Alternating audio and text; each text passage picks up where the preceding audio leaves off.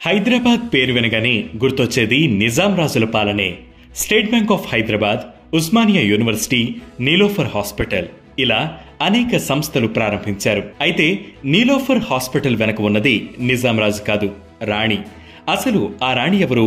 Niloufer hospital ప్రారంభించాలనే ఆలోచన ఎందుకు వచ్చింది? ఈరోజు అనగనగాలో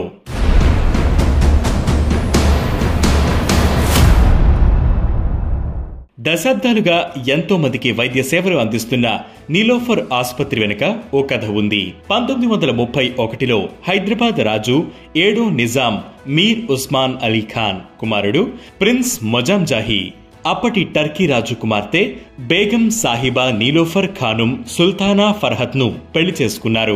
1949లో నీలోఫర్ తన పేరు మీద ఒక సంస్థను స్థాపించింది. దాని ద్వారా పేదలకు సేవలను అందించింది. అదే సమయంలో తన పని మనుషుల్లో ఒకరైన రఫత్ ఉన్నీసా బేగం పురిటి నొప్పులతో బాధపడుతూ మరణించింది. వైద్యం అందకపోవడం వల్ల తన కడుపులో ఉన్న బిడ్డ కూడా మరణించింది. ఈ విషయం తెలిసి నీలోఫర్ గుండె బరువెక్కింది. ఇక మీదట ఏ తల్లి మరణించకుండా చూసుకోవాలని నిర్ణయించుకున్నారు.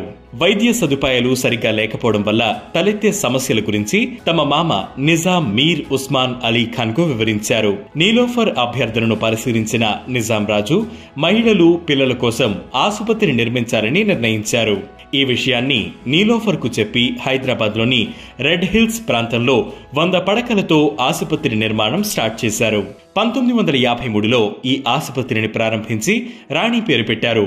నిజాం తర్వాత ఏర్పడిన ప్రభుత్వాలు కూడా దీని పేరు మార్చలేదు.